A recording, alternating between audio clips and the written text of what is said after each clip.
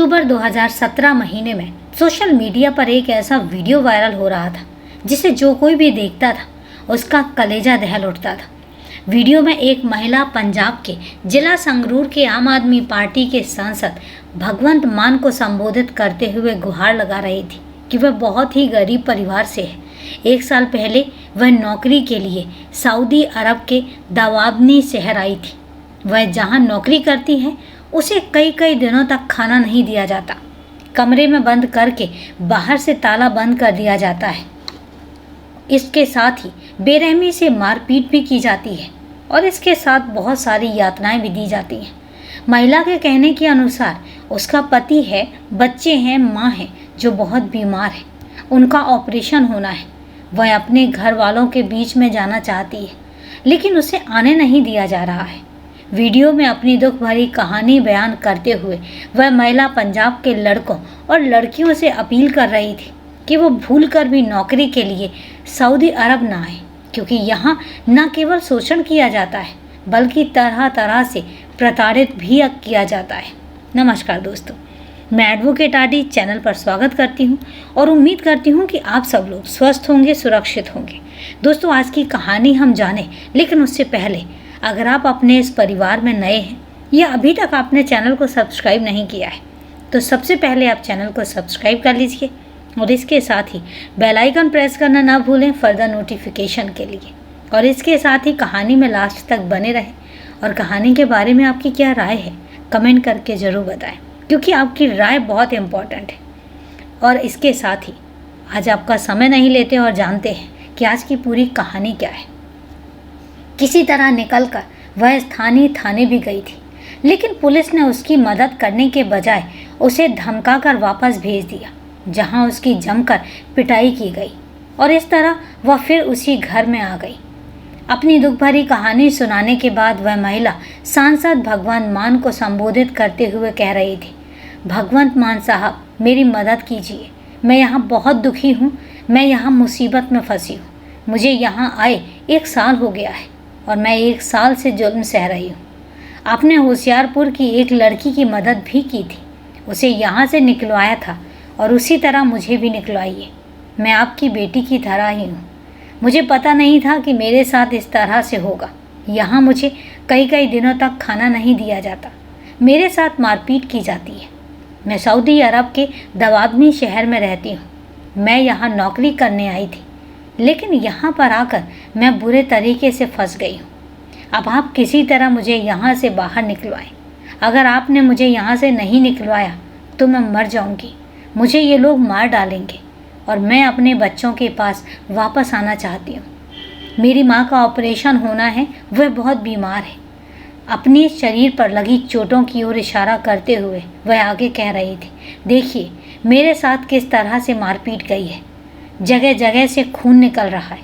ये लोग बहुत गंदे हैं। मैं अपने भाई बहनों से यही कहूँगी कि वे कभी भी सऊदी अरब ना आए। मेरी हालत देख लीजिए। मैं जिस तरह से दिन काट रही हूँ, उससे यही विनती है कि आप लोग यहाँ कभी मत आना। सोशल मीडिया पर वायरल हुए इस वीडियो से पंजाब में जैसे तूफान आ गया। समाज सेवी संस्थाओं ने जनता के साथ मिलकर पंजाब के शहरों में जगह जगह पर भारत सरकार और राज्य सरकार के खिलाफ प्रदर्शन करने और जुलूस निकालने शुरू कर दिए। सभी जिलों के डीसी ऑफिस में घेराव किए गए। सऊदी अरब में शेखों के चंगुल में फंसी उस महिला की शीघ्र वापसी के लिए ज्ञापन दिए गए और इसी के साथ समाचार पत्रों में भी उस महिला के बारे में प्रमुखता से समाचार छपे। जिसने भी वह वीडियो देखा उन सब की यही प्रार्थना थी कि यह महिला किसी तरह मुक्त हो जाए। सांसद भगवंत मान कुछ करते उससे पहले ही भारत सरकार की विदेश मंत्री सुषमा स्वराज ने उस वीडियो को देखा और उस महिला की परेशानी को गंभीरता से लेते हुए खुद ही संज्ञान लेकर ट्वीट किया। इसी के साथ विदेश मंत्री सुषमा स्वराज ने सऊदी अरब स्थित भारतीय दूतावास को उस महिला के बारे में पता करने का आदेश दिया। उन्हीं की पहल पर उस लड़की को शेख के चंगुल से मुक्त कराकर भारत लाने का प्रयास शुरू कर दिया। बाद में पता चला कि उस महिला का नाम रीना रानी था। 9 अक्टूबर को उसने अपनी मां चंदा रानी को यह वीडियो भेजा था। इस वीडियो को देखकर घरवाले परेशान हो उठे। चंदा रानी ने भारत सरकार व आम आदमी पार्टी के सांसद भगवंत मान को यह वीडियो भेजकर प्रार्थना की थी कि किसी तरह से उनकी बेटी को शेखों के चंगुल से मुक्त कराया जाए। रीना रानी ने वीडियो में जो अपनी परेशानी बताई थी उसे लेकर अखबारों में खबरें छपने लगी। खबर पढ़कर भगवंत मान ने रीना रानी की मां चंद रानी से फ़ोन पर बात की, उन्हें सांत्वना दी कि वह रीना को सऊदी अरब से जल्द भारत लेकर आएंगे। भगवंत मान ने रीना के मामले में गंभीरता दिखाते हुए विदेश मंत्री सुषमा स्वराज से बात की तो पता चला कि यह पूरा मामला उनके संज्ञान में है और उन्होंने रीना के बारे में पता करके उसे मुक्त कराकर भारत लाने की कार्यवाही भी शुरू कर दी है। इसके बाद सुषमा स्वराज ने रीना रानी की मां चंद रानी से फ़ोन पर बात की और रीना का पता और फ़ोन नंबर हासिल कर गृह मंत्रालय को भेज दिया। सऊदी अरब में फंसी रीना होशियारपुर के थाना दसूहा के गांव बोदल कोहनी के रहने वाले किशन की पत्नी थी। किशन उससे शादी सन 1991 में की थी। उस समय उसकी एक बेटी नवजोत 21 साल की और बेटा हरीश 17 साल का है। किशन दुबई में नौकरी करने गया था, लेकिन पारिवारिक परेशानी की वजह से वापस आ गया और भारत आने के बाद दुर्घटना में उसके दोनों पैर बेकार हो गए, जिससे वह चल फिर नहीं सकता था। वही अकेला कमाने वाला था और उसके अपंग होने पर घर में भूखों मरने की नौबत आ गई। दोनों बच्चों की पढ़ाई भी प्रभावित हुई और इस पर दुखों का पहाड़ टूट पड़ा। घर चलाने के लिए रीना मेहनत मजदूरी करने लगी और किसी तरीके से 2 जून की रोटी का जुगाड़ तो हो जाता था, लेकिन पति की दवा, बच्चों की पढ़ाई और कपड़ों का जुगाड़ नहीं हो पाता था। पंजाब के तमाम लोग विदेशों में जाकर नौकरी कर रहे थे, उनमें तमाम महिलाएं भी थीं। महिलाओं को विदेश में घरों में काम करने के लिए अच्छा पैसा मिलता है। रीना के गांव की भी तमाम महिलाएं विदेशों में जाकर नौकरी कर रही थीं और अच्छा खासा पैसा कमा रही थीं। घर की परेशानी को देखते हुए रीना ने भी विदेश जाने का मन बनाया। किसी से ब्याज पर रुपए लेकर विगत 24 अक्टूबर 2016 को किसी एजेंट के जरिए वह 2 साल के वीज़ा पर सऊदी अरब चली गई और उसे वहां एक शेख के घर में काम करना था। एजेंट ने उसे बताया था कि उस परिवार में 12 लोग हैं। रीना सऊदी अरब के दवाग्नी शहर के रहने वाले उस शेख के घर पहुंचकर काम करने लगी। 4 महीने तक तो सब ठीक ठाक था, लेकिन उसके बाद उसे परेशान किया जाने लगा और उसे बुरी तरीके से मारा पीटा जाने लगा। एक तरह से वह नर्क की ज़िंदगी जीने लगी। अब रीना की समझ में आया कि उसके साथ धोखा हुआ है। एजेंट ने उसे मलेशिया भेजने की जगह सऊदी अरब भेज दिया था और वह भी ऐसे जालिम लोगों के यहाँ जिन्होंने उसका जीना हराम कर दिया। वह वहाँ हंसने की तो कौन कहे, किसी से बात भी नहीं कर सकती थी। किसी तरह उसने अपने ऊपर होने वाले अत्याचारों की वीडियो बनाकर माँ को भेजी और उसे भारत वापस लाने का प्रयास करने के लिए कहा। विदेश मंत्री सुषमा स्वराज के आदेश पर सऊदी अरब स्थित भारतीय दूतावास रीना को शेख के घर से मुक्त कराकर दूतावास ले आया ताकि रीना को भारत भेजने की कार्यवाही की जा सके, क्योंकि रीना को एजेंट ने धोखे से ट्रैवल वीज़ा पर सऊदी अरब भेजा था। इसलिए उसे वापस भेजने में कानूनी अड़चनें आ रही थी। लेकिन विदेश मंत्री सुषमा स्वराज का आदेश था और इसीलिए दूतावास अधिकारी दोनों देशों के बीच कानूनी अड़चनों को दूर कर रीना को भारत भेजने की तैयारी में लग गए। जब तक कानूनी अड़चनें दूर नहीं हुई तब तक रीना को सऊदी अरब के लेबर कोर्ट में रखा गया। लेकिन रीना शेख के चंगुल से आज़ाद हो चुकी थी। अब वह रोज़ाना पंजाब में रह रहे अपने घर वालों से बात करने लगी थी। विदेश मंत्री सुषमा स्वराज इस मामले में निजी तौर पर दिलचस्पी ले रही थी और रीना रानी की सुरक्षित वापसी के लिए जी जान से जुटी हुई थी। उन्हें पता चल चुका था कि रीना होशियारपुर के टूरिस्ट वीज़ा पर पहले दुबई गई थी और जहां से उसे सऊदी अरब ले जाया गया था। 2 देशों सऊदी अरब और दुबई की इमिग्रेशन पॉलिसी की कानूनी अड़चन की वजह से रीना की वापसी में देर हो रही थी। उन्होंने जल्दी से जल्दी इस समस्या का समाधान कराकर रीना के घर वापसी का रास्ता खोल दिया।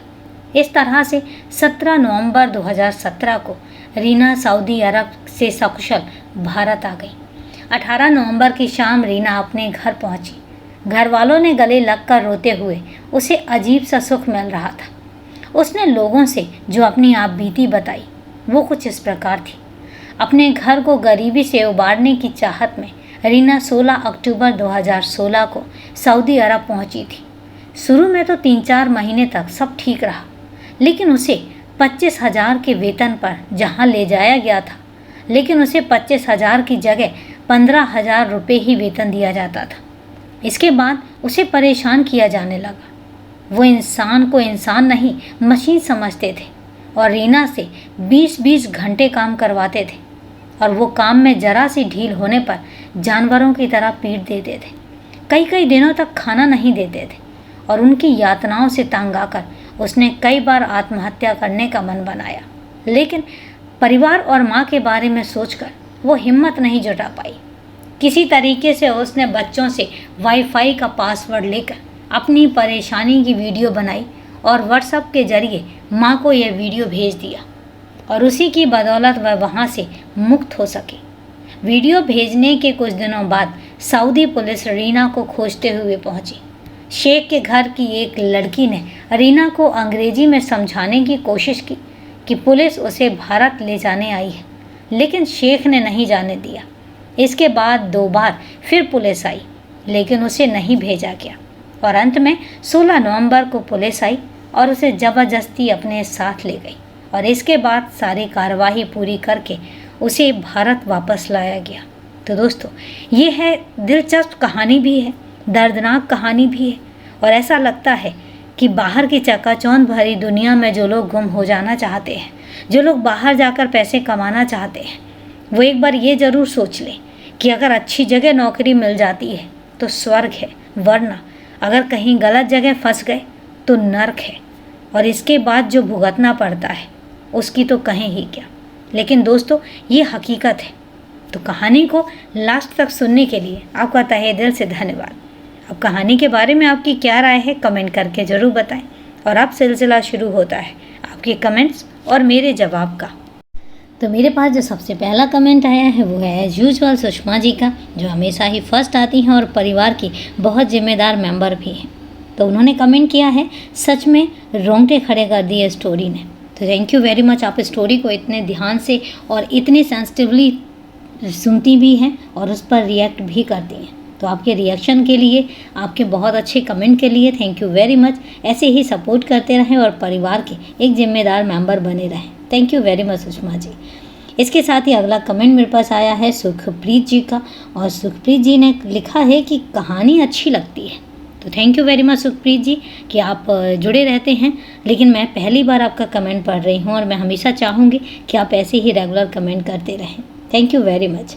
इसके साथ ही अगला कमेंट है रंजीत जी का और रंजीत जी ने लिखा है कि मैं पहली बार आपका वीडियो देख रहा हूँ और मुझे अच्छा लगता है और अच्छा लगा इसलिए मैंने आपके चैनल को सब्सक्राइब किया। तो थैंक यू रंजीत जी आपका मेल करने के लिए, और आपका मेल मेरे लिए बहुत अप्रिशिएटेड है और सबसे बड़ी बात है कि मेरे लिए बहुत वैल्यू रखता है। तो बस ऐसे ही परिवार के मेंबर बने रहें। Thank you very much support करने के लिए। तो दोस्तों, आज के लिए इतना ही। कल फिर मिलते हैं क्राइम की एक सच्ची कहानी के साथ। तब तक के लिए सेफ रहें, सुरक्षित रहें और अपना ध्यान रखें। जय हिंद दोस्तों, जय भारत।